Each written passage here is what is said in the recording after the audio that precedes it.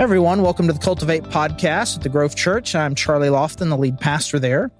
And we are now in session 2 of a series where we're just talking a little bit about politics and kind of the way the Christians are supposed to interact with it. And last time we talked about the passage in Romans 13 where Paul is telling us that it is important for us to be subject to the governing authorities, that authority is placed there by God and that we need to be subject to it. Now, obviously, there was a lot more that I could have said, just kind of what that means, that God has ordained authority, especially when that authority is bad. We could just talk about why doesn't the Bible talk more about being in active rebellion against, just some of the worst injustices that are out there. There's a lot to say. You could really just spend, countless hours talking about what Paul talks about there. But we decided to try to keep it a little bit simple. And the simple thought being that rebellion is not what God has called us to. He's called us to submission. And that submission should be based in a trust that God is ultimately in charge and in control.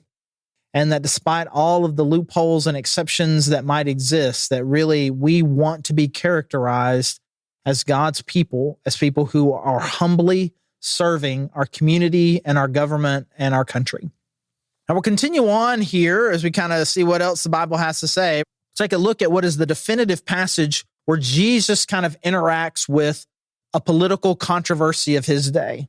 And when I say it's a political controversy, it's actually a lot more significant than that. They were an occupied country.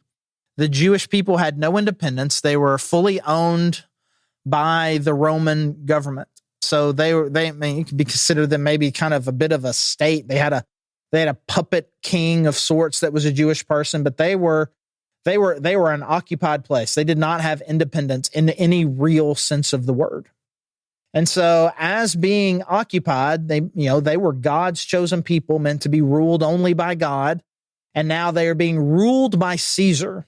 So is it a right thing for a godly Jewish person to pay taxes to the ungodly heathen emperor Caesar? Is it the right thing to do or not? And there were essentially 2 lines of thought on that. One is that it is absolutely the wrong thing to do. You should not give 1 dime of your money to someone who is unjustly ruling over you. And the other group was kind of like, man, let me just go along to get along. It'll all be just fine. And these 2 groups, they're called the Pharisees and the Herodians. They fought with each other about this, about what is the appropriate way to interact with an unjust, unfair government. These 2 groups opposed each other. They didn't appreciate each other. They thought that the other ones were traitors, but they were able to come together and be united in their opposition to Jesus. So in Matthew chapter 22, we've got this situation where they're trying to trap Jesus with all of these kind of gotcha questions. And these 2 groups, again, who are very much opposed to each other, about what the appropriate response is to the tyrannical government of the Romans. What are God's people supposed to do when they're occupied by tyrants? What are they supposed to do? And so they come together. Verse 15 of Matthew chapter 22. Then the Pharisees went out and laid plans to trap him in his words. They sent their disciples to him along with the Herodians. So again, they come together. People who hate each other, don't agree about anything, want to fight, believe that the other ones are traitors, are willing to come together to fight Jesus together. Along with the Herodians, teacher, they said, we know that you are a man of integrity and that you teach the way of God in accordance with the truth. You aren't swayed by others because you pay no attention to who they are. Come on, bro. Come on. They don't like each other, and they certainly don't like him, and they're just going to butter him up with insincere flattery. It's just awful. Tell us then, what is your opinion? Is it right to pay the imperial tax to Caesar or not? But Jesus, knowing their evil intent, said, you hypocrites, why are you trying to trap me? So if he says no, it is not lawful, then he's made half the crowd mad and perhaps has gotten himself in trouble with the Romans, and maybe they could have cause to arrest him. If he says yes, then the other half of the crowd is mad, and it seems like he is somehow minimizing the authority of God's people to rule themselves? Doesn't, maybe he's making a statement then about whether or not the Jewish people are really God's chosen people or whatever. They're recognizing an unlawful, ungodly authority over their life. And so they're trying to trap him, which is evident just by the two groups coming to Jesus together. Why are you trying to trap me? Verse 19, show me the coin used for paying the tax. They brought him a denarius, and he asked them, whose image is this and whose inscription? Caesar's, they replied. Then he said to them, so give back to Caesar what is Caesar's, and to God what is God's. When they heard this, they were amazed, so they left him and went away. And so they're trying to trap him to get him to say something that is going to be a problem to one or both of the groups. They're trying to suck him into this controversy. They're trying to trap him. They laid plans to trap him in his words. And instead, he's like, why are you guys even doing this? And so I think that there are a few really important principles that I think that we can draw from here to help us understand kind of what our attitude needs to be. And it'll be similar to some of the things that we talked about last time, because he comes to the same conclusion in this passage that Paul came to in Romans chapter 13, which is you should just pay your taxes. Now, but I think there's more to it here that I think it's going to be really important for us as we think about how do we interface with our political world, our political culture, especially as it sits right now. Because I think that there are a lot of opportunities in what we would call political discussions, political debates, news, political shows.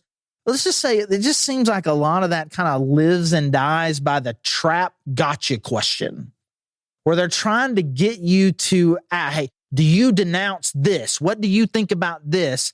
And they're either trying to get you to say something that is going to make the people who like you really, really mad, or to get you to say something that makes you seem like you're an idiot.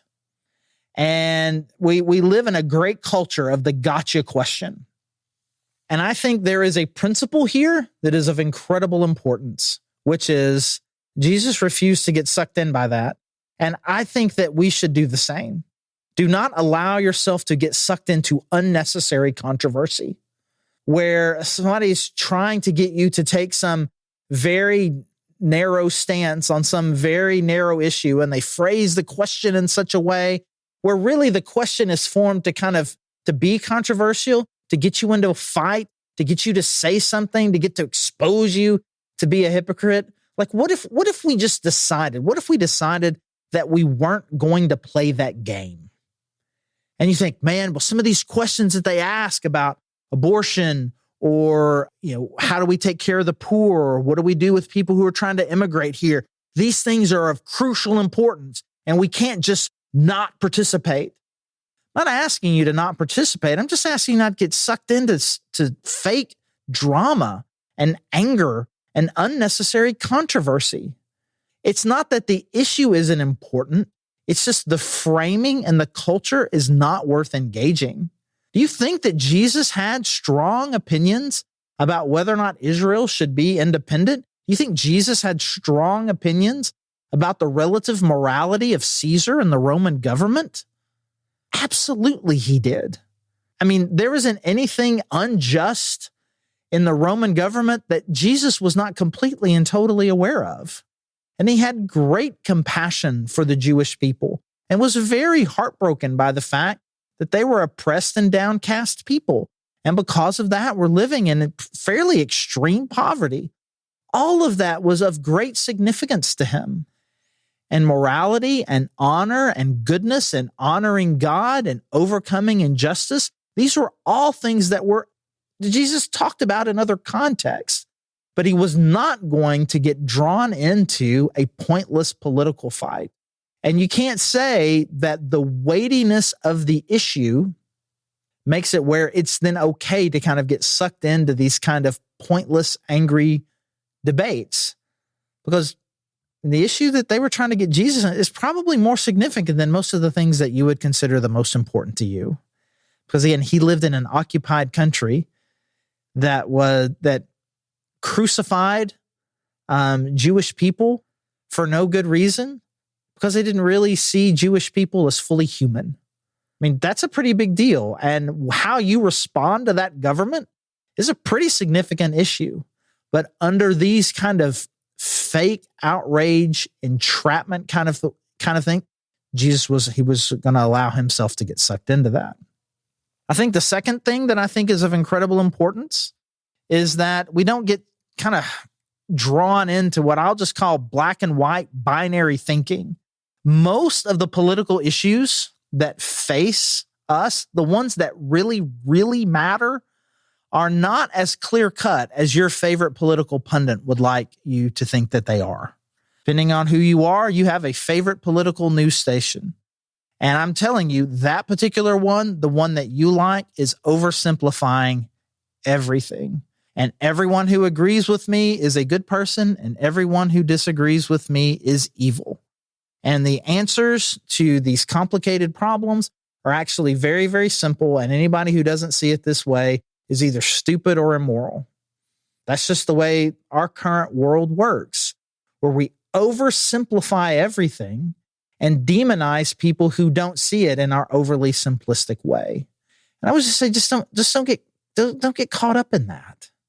Don't get caught up in you feel like that your choices are this party or this party, this overly simplistic idea or this overly simplistic idea.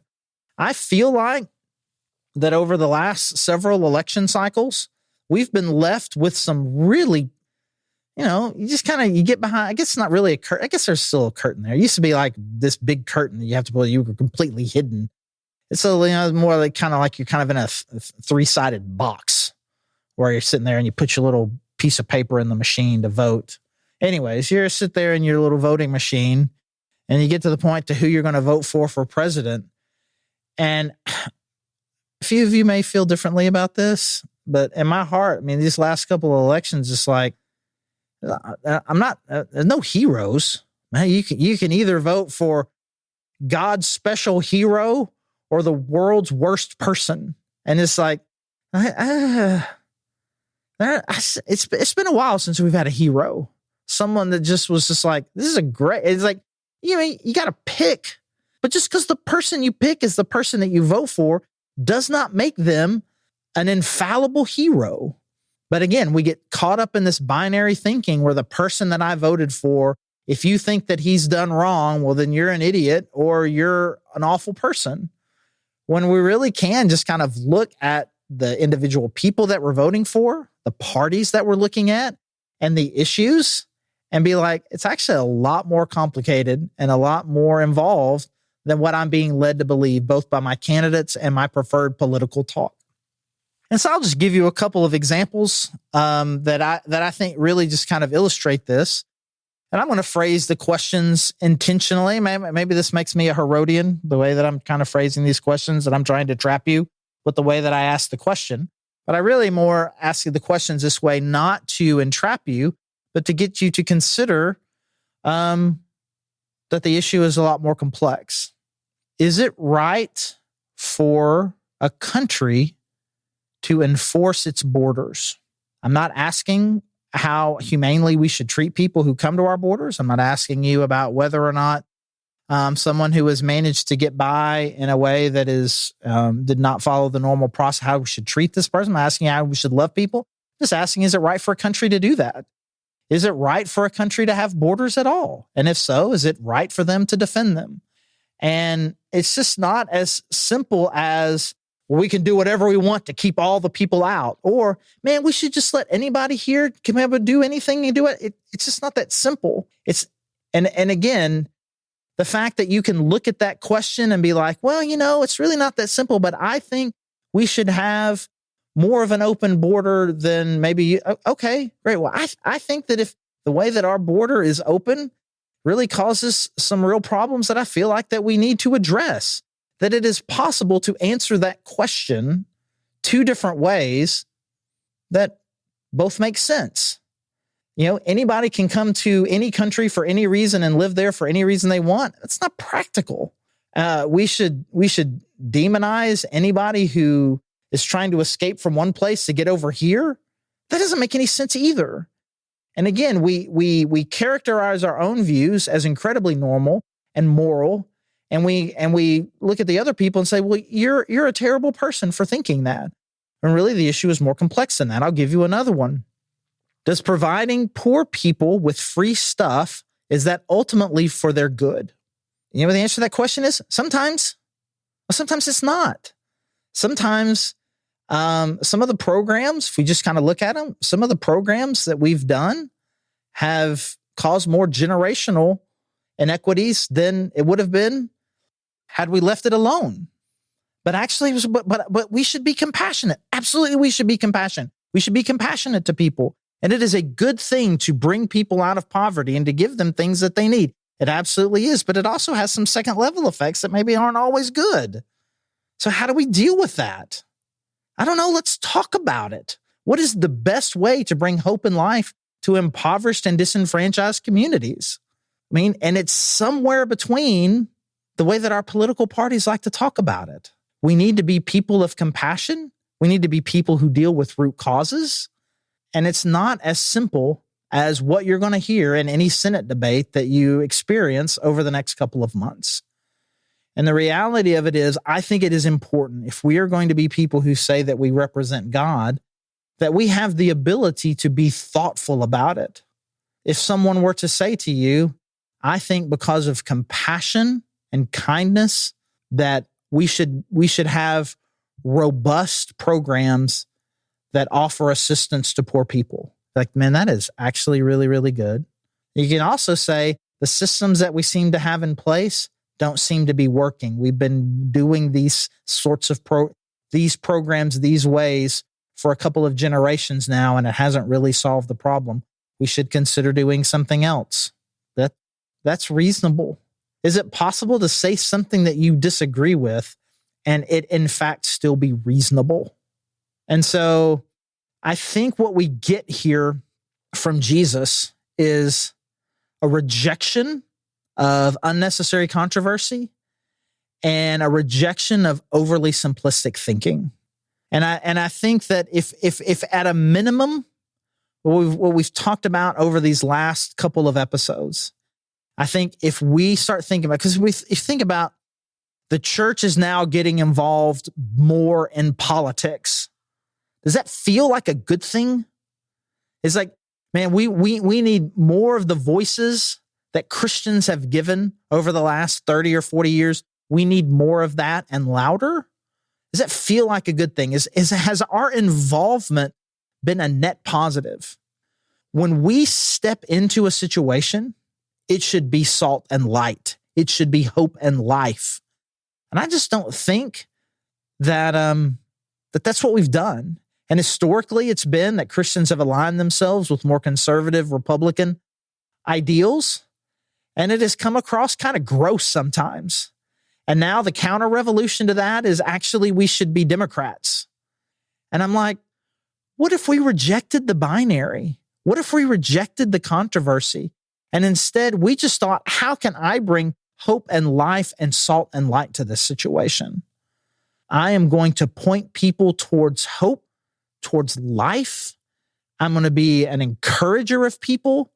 And I'm going to, in an appropriate way, advocate for God's values. Not in a way that is harsh, not in a way that is judgmental, but one that has humility and service. Again, that kind of goes back to what we were talking about last time, that ultimately our position needs to be one of submission, one of service, and that we need to have a humble attitude, that we give back to our government what is asked from us. And so I think part of that includes that I'm just going to avoid just kind of this angry, hostile, binary thinking. And I'm not just going to be involved in controversial things just for controversy's sake. But that when Christians step in to say, this is what I believe, this is what I think that God would want us to be about, that it is a very humble, thoughtful, and compassionate way. And if your brand of politics is not making you more humble, more thoughtful, or more compassionate, then your brand of politics is not working. And we need to be advocating. I'm not getting saying you should vote for a third party. I'm just saying we need a third way of thinking, and one that just brings life. Because there is just nothing, it seems to me, but just kind of destruction and hate in the way our current politics are aligned. And I don't want to align with either one of those groups. I'm not necessarily advocating for a third party. Again, I'm just advocating for a new way of thinking, one of humility and kindness and compassion. And so that's kind of ends this particular episode. We're going to come back next time. And I'm just going to essentially give you like just a handful, 5, 6, 7 different principles that I think that really should govern the way that we think about politics and how we should vote. Again, I'm going to say these specific principles, and some of you are going to hear them and think, and that is why I typically vote Democrat. And some of you are going to hear them and think, that's why I typically vote Republican. Again, because I don't think either one of those particular political parties 100% align with Christian values. We just have to take Christian values and principles and organize them the best way that we can to vote and advocate for the particular policies that we think are best. And so I will just share with you a handful of the principles that I feel like have guided me, and you will be free to do whatever you want with them. So you can come back for that. Again, thank you for joining us on our Cultivate podcast. And if you are in Northwest Arkansas and not a part of the Grove, we'd love to see you. Go to thegrovechurch.org/connect, get the information about the wheres and whens of our services, and we'd love to see you. If you're not, you can do the exact same thing. Go to the exact same website. You can learn about our streaming. Either way, we'd love to know that you were listening and connect with you any way that we can. And again, thank you so much for joining us.